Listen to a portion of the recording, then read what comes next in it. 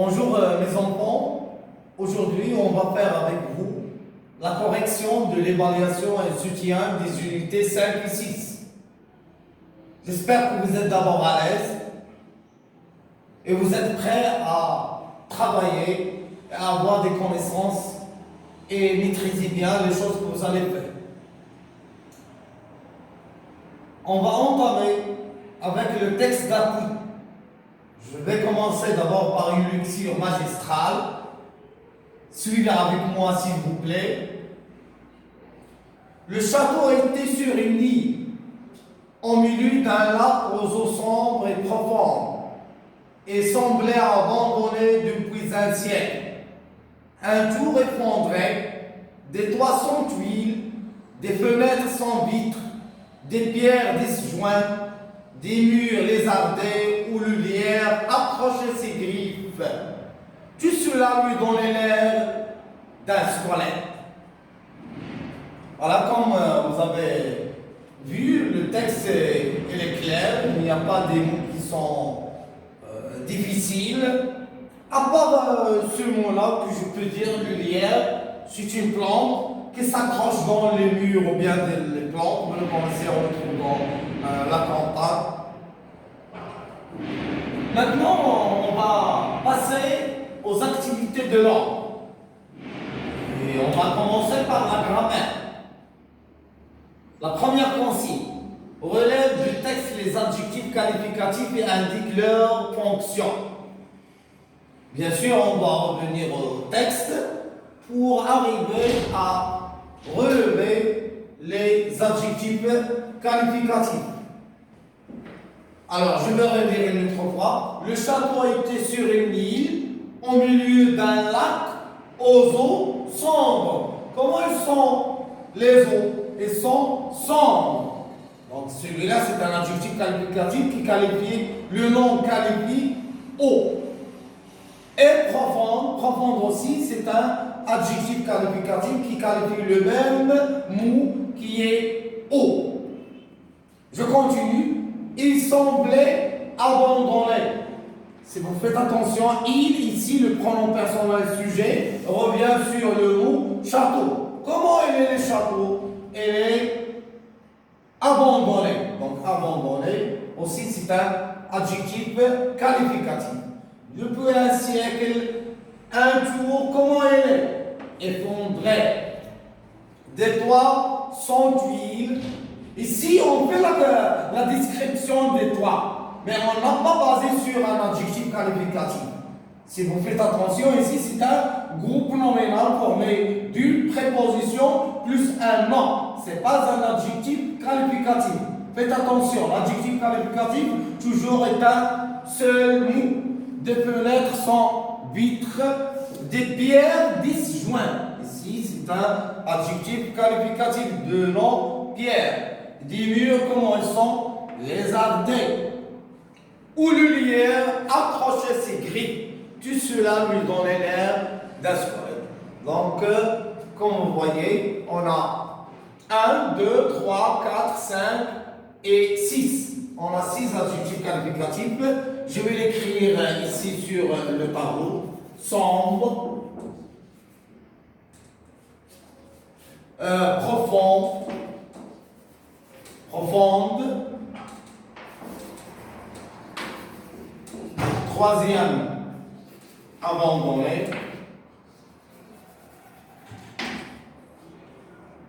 Le quatrième, c'est effondré. Le cinquième, disjoint. Et le dernier, ça va être les arbres.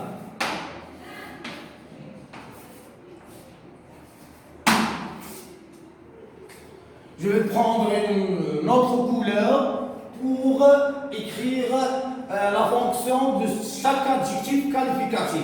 Un petit rappel, on a dit que les adjectifs qualificatifs se partagent en deux catégories.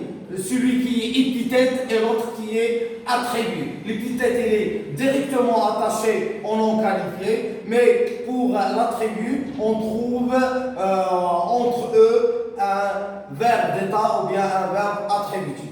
Donc ici, au sombre, directement attaché, bien sûr, ça va être épithète. Je vais l'écrire ici. Je l'avais écrit en abréviation. Profonde.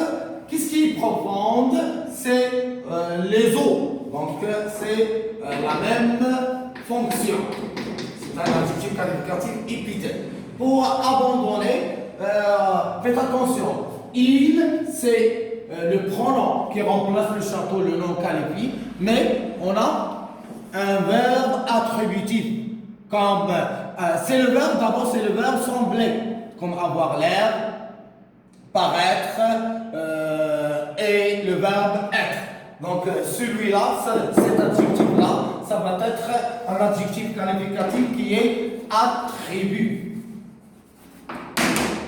Pour l'adjectif effondré, qu'est-ce qui est effondré? C'est le tour. Bien sûr, ils sont directement attachés, donc on va les considérer comme un adjectif qualificatif épithète. L'autre adjectif, les disjointes, pardon. Qu'est-ce qui est disjoint? C'est les pierres directement attachées. Bien sûr, les élèves, on va le considérer comme épithète. Et le dernier adjectif, c'est lézardé, directement attaché, c'est un adjectif épithète.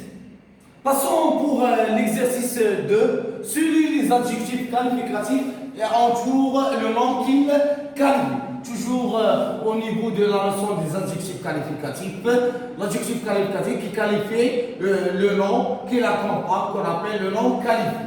Je vais lire la première phrase. Les belles roses de nouveau jardin sont arrosées. Alors, bien sûr, je vais souligner les adjectifs qualificatifs. On a belle, nouveau et arrosé.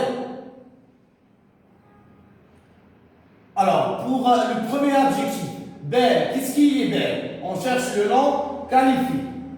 Je vais l'entourer par le bleu. Bien sûr, c'est les roses.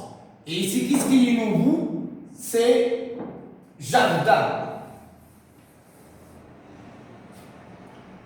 Arrosé. Faites attention ici, arrosé. Est-ce qu'il revient sur le nom jardin? Non. Il revient sur le nom rose. Comment elles sont? Elles sont arrosées. Qu'est-ce qui est arrosé? C'est les roses. Alors faites très attention. Arrosé revient sur le mot rose, pas jardin. Pour la phrase B, les petites filles semblent heureuses. L'adjectif petite et l'autre heureuse. Quand vous faites attention, le nom qualifié, ça va être fille. Qu'est-ce qui est petite? C'est les filles. Et comment elles sont les filles? Elles sont heureuses. Si on revient à l'exercice 1, petite va être un adjectif qualificatif épithète parce qu'il est directement attaché. Mais pour heureuse, c'est un adjectif qualificatif épithète parce que entre lui et le nom qualifié, on trouve un verbe d'état ou bien un verbe attributif, c'est le verbe semble. Pour la phrase C, elle a réalisé un film dramatique. L'adjectif c'est dramatique et bien sûr le nom qualifié c'est film. Un point que je dois signaler que ici dramatique c'est un adjectif qualificatif qui est masculin singulier. Et pour le nom qualifié, il a le même genre et le même nombre. Ça c'est une règle que vous devez connaître et appliquer.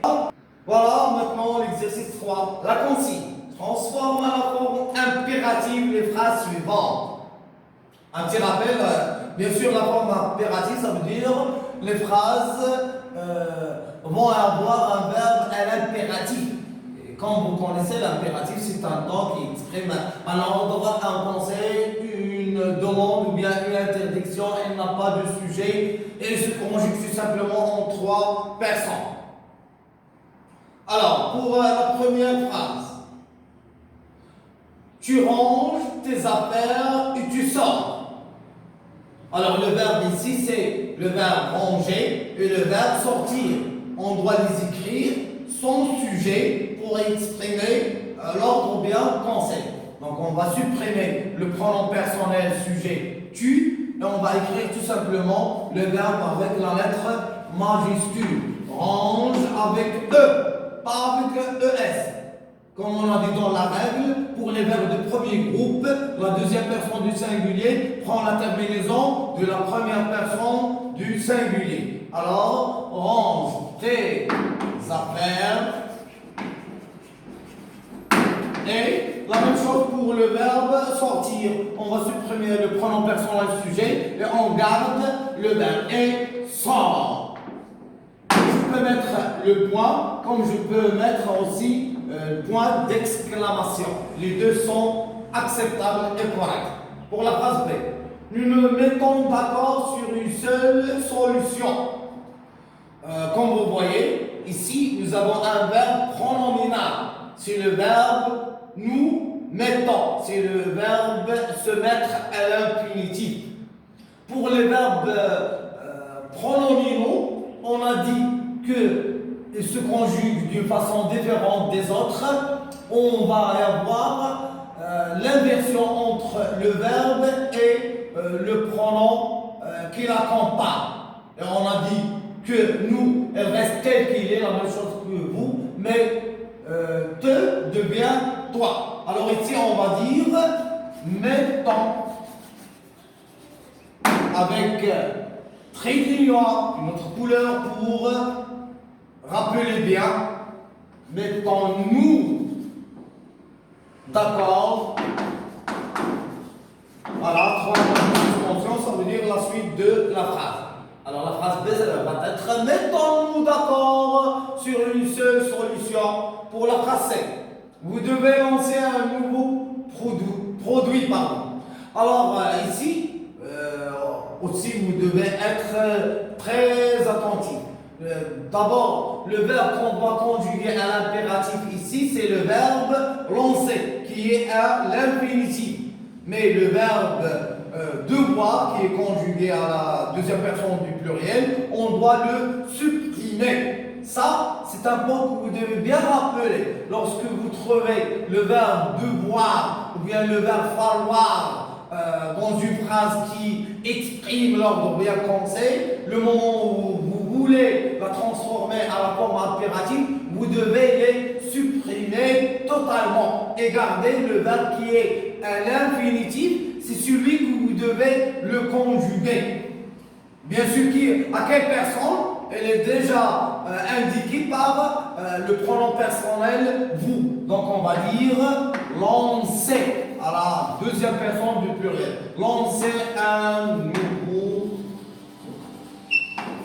voilà, un nouveau produit.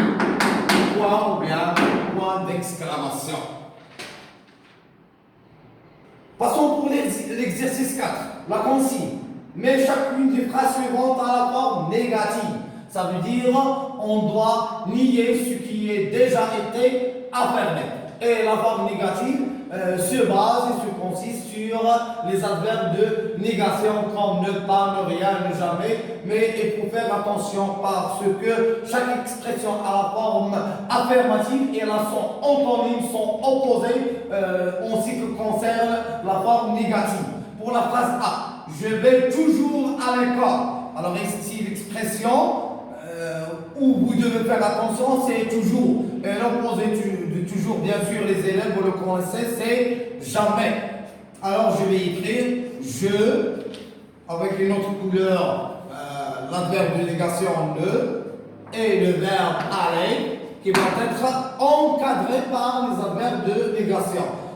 Pour cela, je dois dire je ne vais jamais. Où? À l'école. Complément circonstanciel de lieu. Alors, toujours, vous devez encadrer le verbe lorsqu'il est simple. Mais le cas où il est composé, comme on a dit en classe, vous devez tout simplement encadrer l'auxiliaire. Passons pour la phrase B. Ahmed a quelque chose dans sa poche. Alors on va dire Ahmed, premier adverbe de négation, un apostrophe parce qu'il est suivi par une voyelle. N'a. Et l'opposé de quelque chose, c'est rien. N'a rien dans sa poche. Ces adverbes-là, vous devez les apprendre par cœur. Il y a quelqu'un dans la cour. Alors, on va dire il. Et on a déjà signalé que lorsqu'il y a la lettre Y suivie par le verbe avoir, soit à la troisième personne du pluriel, du singulier ou bien à la troisième personne du pluriel, elle doit être aussi encadrée. Donc, on va dire il n'y a. L'opposé de quelqu'un, c'est personne. Il n'y a personne. Bien sûr, la suite de la phrase dans la cour. Pour la phrase D, j'adore le thé et le café. J'adore. Comme vous voyez ici, on a l'ajout, le thé plus le café. Et le contraire de l'ajout, lorsqu'on a l'addition, c'est bien sûr ni. Je m'excuse.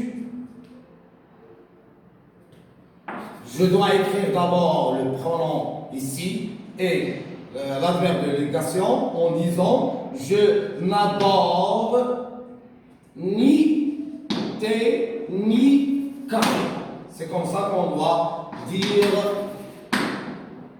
pour arriver à la bonne réponse. Passons pour l'exercice 5, le dernier exercice de la grammaire. La consigne. Transforme les phrases suivantes à la voix passive. La première phrase. Les élèves rangent les affaires. Cette phrase-là, elle est à la voix active. Pourquoi? Parce que le sujet, qui est les élèves, fait l'action. Range, c'est le verbe. Les affaires, c'est le complément d'objet direct. Pour la transformation, comme on a dit, c'est comme un petit jeu. Le premier mot va être le dernier mot à la voix active va être le premier à la voix passive. Donc on va dire les affaires. Pour le verbe, faites très attention, à la voix active on a range et le conjugué au présent de l'indicatif. Donc on a dit, pour passer à la voix passive, on doit écrire l'auxiliaire être conjugué au temps de verbe de la voix active. Ça veut dire les élèves, les affaires, pardon, sont plus le participe passé de verbe ranger. Alors les affaires sont rangées. Et on doit faire attention à l'accord. Ici, les affaires, c'est un nom qui est masculin pluriel. Et bien sûr, le participe passé doit être aussi masculin pluriel. Donc, les affaires sont rangées. Ensuite, on doit écrire la préposition. Par qui? Par, bien sûr, les élèves.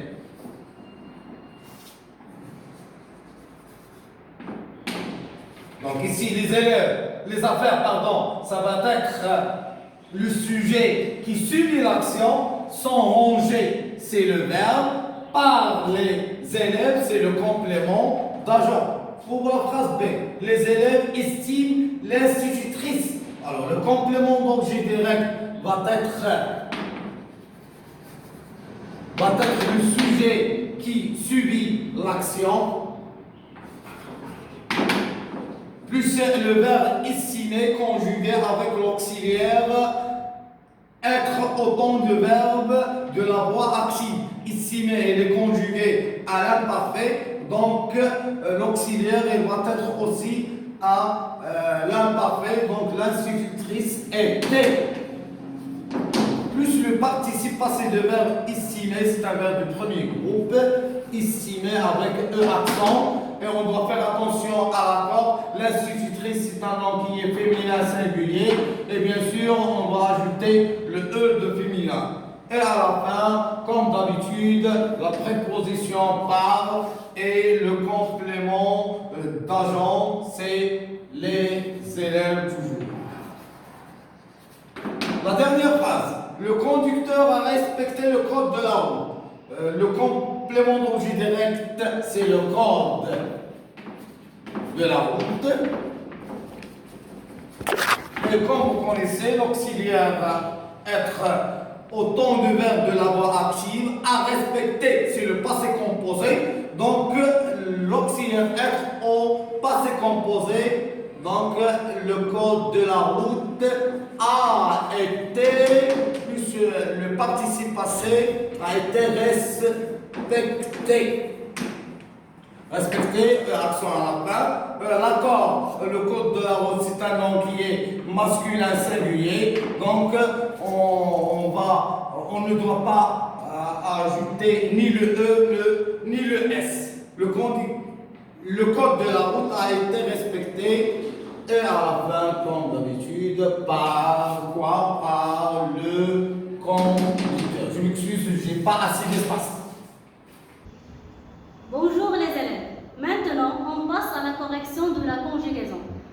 D'abord, je vais vous lire la consigne. Conjuguer les verbes entre parenthèses au futur simple. Par là, vous êtes demandé à conjuguer les verbes entre parenthèses au futur simple. La phrase A, bien la première phrase. Dimanche, nous allons chez mamie. Aller, c'est un verbe irrégulier, c'est-à-dire tout le radical se change et on va écrire, au lieu de aller, on va écrire nous irons.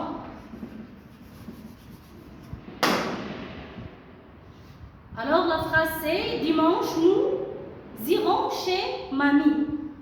La phrase B, nous cueillir des cerises dans son jardin. Et si vous faites attention, il y a une petite modification. Alors, vous devez faire attention avec moi. Cueillir, si vous faites attention, ça se termine avec IR. Mais, lorsqu'on veut conjuguer ce verbe-là au futur simple, I devient E. Alors, faites attention.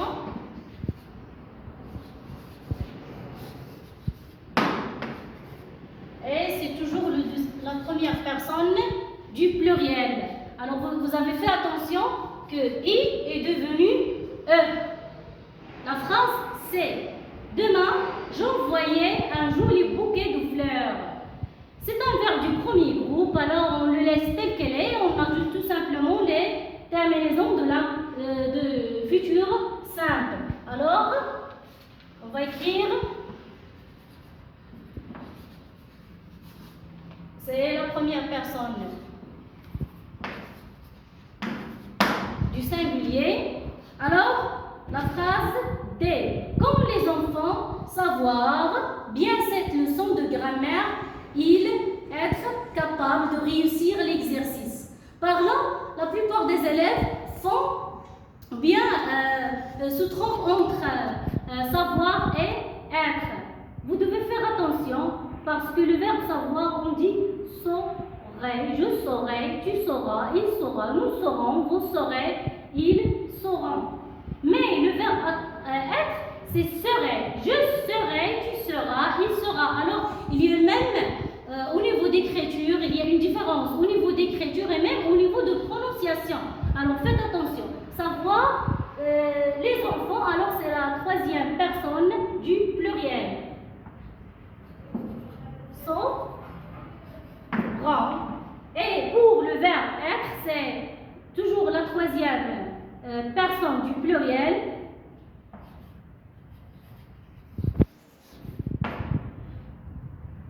Maintenant, on passe à la phrase E. Nous voir si vous êtes les plus forts. Encore une fois, on a un verbe du troisième groupe, c'est un verbe, comme on a déjà dit, que c'est un verbe irrégulier, alors tout le radical se change.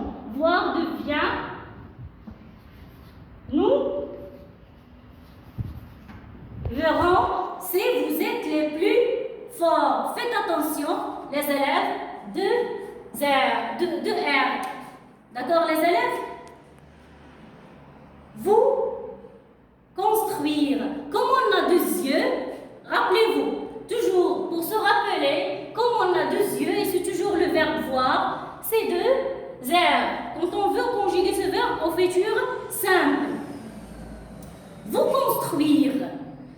Ici, c'est un verbe qui se termine avec E, comme le verbe prendre, on dit prendra, je prendrai, tu prendras. C'est toujours la même chose. On élimine ou bien on supprime E et on ajoute tout simplement les terminaisons ONT du personnel, c'est-à-dire vous, construit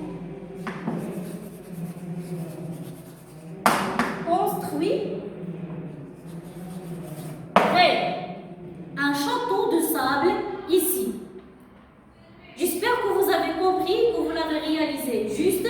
Maintenant, on passe au deuxième exercice. Je vais vous lire la consigne. Mets les verbes entre parenthèses à l'impératif présent. Par là, les élèves, vous êtes demandé de conjuguer les verbes entre parenthèses à l'impératif présent.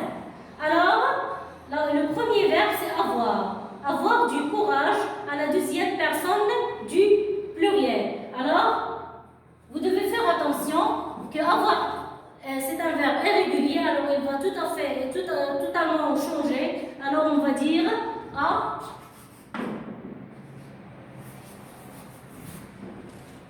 Aïe. Et la phrase B, c'est le verbe être respectueux envers tes parents. C'est la deuxième personne du pluriel. Alors, du singulier, pardon. Alors, on va dire soit.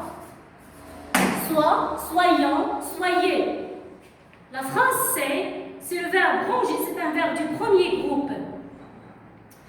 Ranger nos affaires, qu'on doit le conjuguer à la première personne du pluriel. Alors faites attention avec moi les élèves. C'est un verbe qui se termine avec ER. À l'infinitif, on dit ranger. Mais quand on veut le conjuguer en mode impératif, on doit on doit quoi? On doit ajouter E pour ne pas dire longan. D'accord les élèves, vous avez déjà vu ça. Alors, bon, je vais écrire avec une couleur différente. Alors, rangeons nos affaires. La phrase D, c'est le verbe obéir, qu'on doit le conjuguer à la deuxième personne du singulier. Alors, regardez, c'est un verbe. C'est un verbe du deuxième groupe. Alors, obéit, obéit, obéit. Nous obéissons. Alors, à l'impératif, je vais dire obéit, obéissons.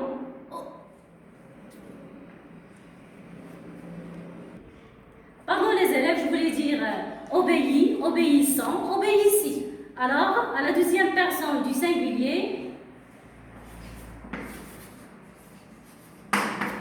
obéit. Maintenant, c'est le verbe prendre soin de votre frère à la deuxième personne du pluriel. Ce verbe-là, c'est comme le verbe. C'est un verbe dont on doit enlever. C'est un verbe irrégulier. Alors, qu'on doit conjuguer à la deuxième personne du pluriel, on va dire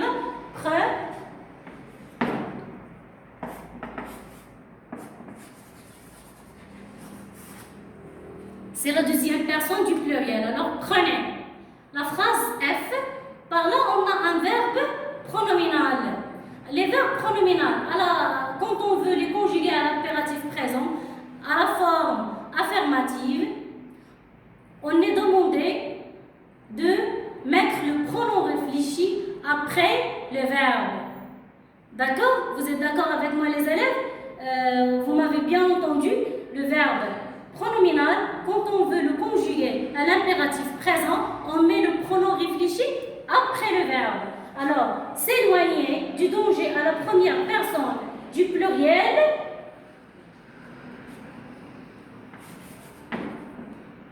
on va dire, je vais effacer pour.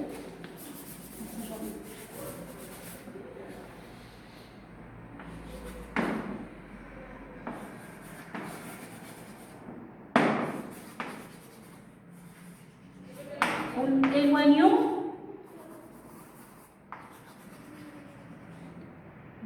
Et n'oubliez pas le trait d'union les élèves. La dernière phrase, ne pas se précipiter pendant la sortie. C'est encore un verbe pronominal, mais par là, de la phrase F. Ici, c'est une phrase à la forme négative. Je répète, c'est une phrase à la forme négative. Alors, on ne va pas appliquer la même règle. Le pronom réfléchi, ça ne va pas être après le verbe, mais par là, c'est avant le verbe. Et n'oubliez pas les adverbes de négation. Alors, on va commencer par ne, vous, parce qu'on est demandé de le conjuguer à la deuxième personne du pluriel. Ne, vous.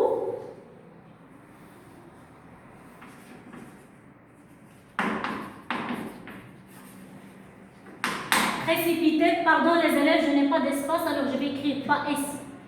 Alors regardez, ne vous précipitez, pardon, oui, ne vous précipitez pas. Passons maintenant à l'orthographe. La leçon qui concerne les homonymes quel. On a dit quel qui s'écrit avec un seul L ou bien deux S, et ça peut être des adjectifs interrogatifs ou bien des pronoms interrogatifs ou bien des adjectifs exclamatifs ou bien des pronoms interrogatifs. Mais l'autre, où vous devez faire très attention, qui est formé de quoi? On a dit d'un pronom relatif plus un pronom personnel sujet. Et celui-là, on le met lorsque on a une phrase qu'on doit relier avec une deuxième phrase. La première phrase, elle doit contenir un verbe conjugué, la même chose pour la deuxième phrase. C'est le seul cas, le cas unique où on doit mettre quel avec l'apostrophe. Et pour les autres, on doit jouer tout simplement sur le genre et le nombre de langues qui l'accompagnent. Alors, le chapeau qu'elle m'a donné me va bien. Alors ici, bien sûr, si on revient à l'origine de la phrase, on va dire le chapeau qu'elle a donné à moi me va bien. Donc bien sûr, c'est qu'elle avec l'apostrophe et sans S. Pour la phrase B, quel jeu préfères-tu? Ici, le nom qui l'accompagne, ce jeu, il est masculin singulier. Bien sûr, on va mettre quel avec un seul S. La phrase C, veux-tu qu'elle te prête leur bracelet? Alors, comme vous voyez, veux-tu, la première phrase. Tu prêtes leur bracelet, c'est la deuxième phrase. Donc, on va mettre qu'elle avec l'apostrophe et le S parce qu'on a prête avec ENT. La phrase D. Quels sont vos projets pour les vacances? Alors ici, quel est en relation avec le mot projet qui est masculin pluriel? Donc on va écrire quel qui va être un adjectif interrogatif avec le S de pluriel. Pour la phrase E, quel photo te plaise le plus? Ici, c'est aussi un adjectif interrogatif et le mot qui l'accompagne, c'est photo. On dit une photo, c'est féminin pluriel, donc on va écrire qu'elle avec deux L, le E, le S. Pour la phrase C, croyez-vous qu'elle passera en sixième? Croyez-vous, c'est la première phrase avec le verbe conjugué. Passera, la deuxième phrase, bien sûr, on va mettre qu'elle avec l'apostrophe et le E sans S parce qu'on a passera. La phrase G, je ne sais pas quel gâteau acheter. Ici, le nom qu'il est en relation avec elle, c'est gâteau, c'est masculin singulier, donc quel avec un seul L. La dernière phrase, crois-tu qu'elle aime la glace? Crois-tu, première phrase, aime la glace, deuxième phrase. Bien sûr, on va mettre qu'elle avec l'apostrophe et avec le ES. Parce que aime, verbe conjugué à la troisième personne du pluriel. Pour deuxième exercice, la consigne, réécrit. Ça veut dire on va écrire une nouvelle fois les phrases que vous avez devant vous, les élèves, mais on doit remplacer le mot souligné par le mot proposé. La phrase A, c'était un plat délicieux. On va remplacer plat par les tartes. Donc on va dire c'était Je m'excuse, on doit faire attention. Et si c'était, c'est pour un plat. Mais on va parler des tartes. Alors on va dire...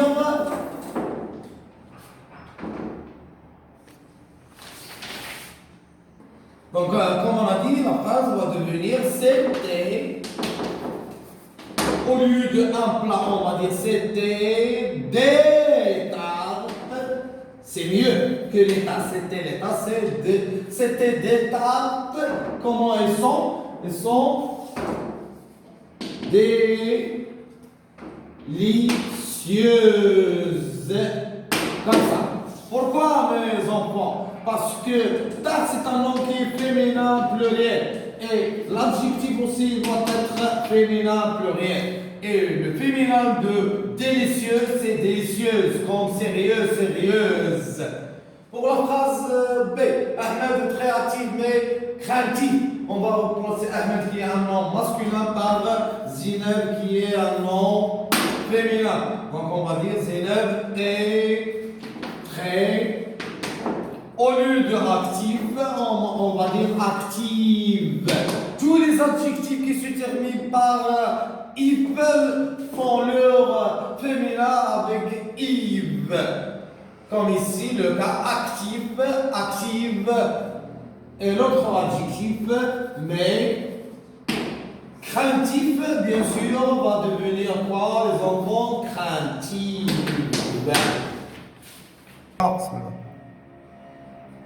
On passe au vocabulaire, les élèves. Alors, je vais vous lire la première question. Trouve l'antonyme de chacun des mots suivants. Par là, je dois vous dire que pour trouver l'antonyme d'un mot, ou bien le mot au sens opposé, on a deux règles. Soit on ajoute un préfixe au mot dans lequel on lui cherche un antonyme, ou bien on cherche un autre mot complètement différent. Alors, par exemple, mais parfois, on peut trouver un mot où les deux règles sont possibles à exécuter. Par exemple, le mot content. Soit on ajoute un préfixe et on dit mécontent, et c'est ça dans le sens opposé, ou bien on cherche un autre mot et on dit triste. Alors, on passe à agréable. Le premier mot, c'est agréable. Alors, agréable, on dit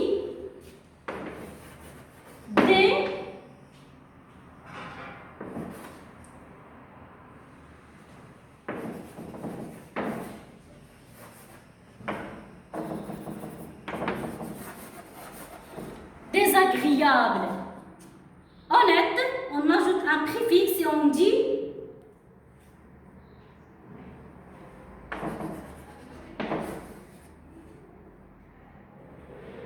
malhonnête.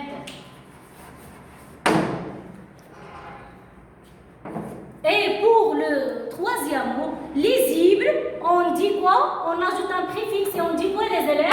On dit illisible. C'est pour quelqu'un qui fait une écriture qui n'est pas claire, on lui dit qu'elle écrit, que son écriture est illisible. D'accord, les élèves? Maintenant, pour l'autre mot, c'est courageux. Par là, on peut trouver un autre mot. Par exemple, courageux, on dit c'est quelqu'un qui est courageux, ou bien le sens opposé, c'est quelqu'un qui est lâche. D'accord, les élèves? Et n'oubliez pas le chapeau. D'accord, les élèves? Lentement, alors, c'est rapidement. D'accord, les élèves?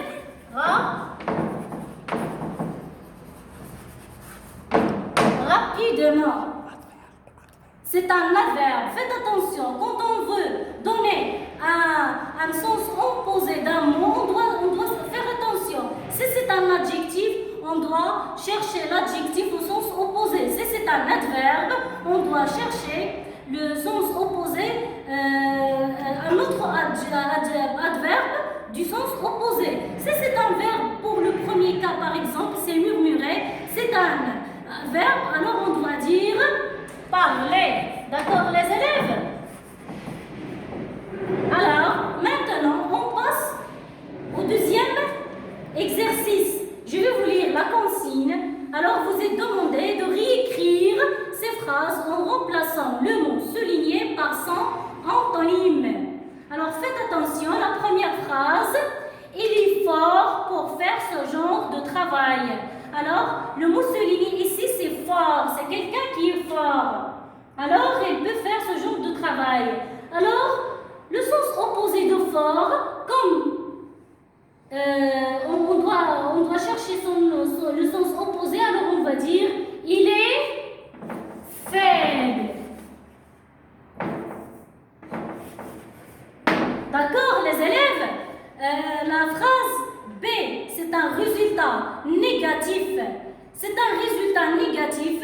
Alors, on doit chercher le même adjectif qui signifie le sens opposé. Alors, au lieu de c'est un résultat négatif, on va dire c'est un résultat positif. C'est un résultat positif. Et toujours l'adjectif s'accorde en genre et en nombre avec le nom qui qualifie. D'accord, les élèves? Elles sont de caractère semblable. Alors, c'est-à-dire pareil. Mais nous, on cherche le sens opposé. Alors, on va dire elles sont de caractère différent. Alors, faites attention, les élèves. L'adjectif s'accorde en genre et en nombre. D'accord? La phrase D, je porte une veste sale, je porte une veste propre, les élèves.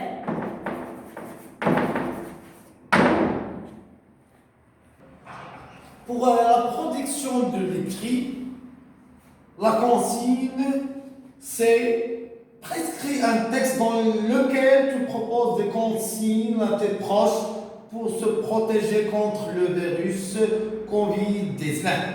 Alors ici, bien sûr, il s'agit d'un texte, comme on a vu, d'un texte prescriptif.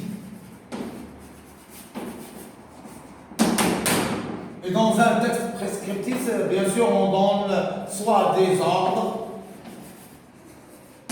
ou bien des conseils, comme on a vu dans la leçon, ou bien même des interdictions, ou bien des demandes.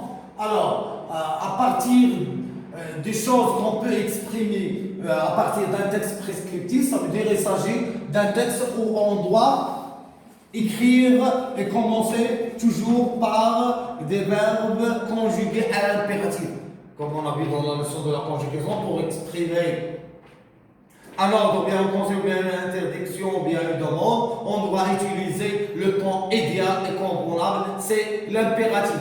Même il y a ceux qui utilisent l'infinitif, mais nous, dans notre groupe scolaire, on a été d'accord que les élèves doivent écrire des textes prescriptifs en utilisant les verbes à l'impératif présent. Ça veut dire qu'ils doivent savoir comment dire et écrire et prononcer des phrases à la forme impérative. Donc, pour cela, vous devez commencer toujours par un tiret, ensuite verbe conjugué à l'impératif pour exprimer soit l'ordre, soit la consigne ou bien ce que vous voulez. Mais ici, comme il est demandé dans la consigne, vous devez écrire des consignes à vos proches pour se protéger. On peut dire, par exemple, le verbe suivre à l'impératif, comme suivez les conseils de votre médecin. On peut même dire aussi appliquer les règles, l'hygiène pour rester en bonne santé, ne pas avoir le virus, etc. Donc, je vous conseille, les élèves, d'appliquer les choses en revenant au manuel où il y a le sac secours, où il y a des expressions, des mots qui vont vous aider à réaliser, à faire une bonne production.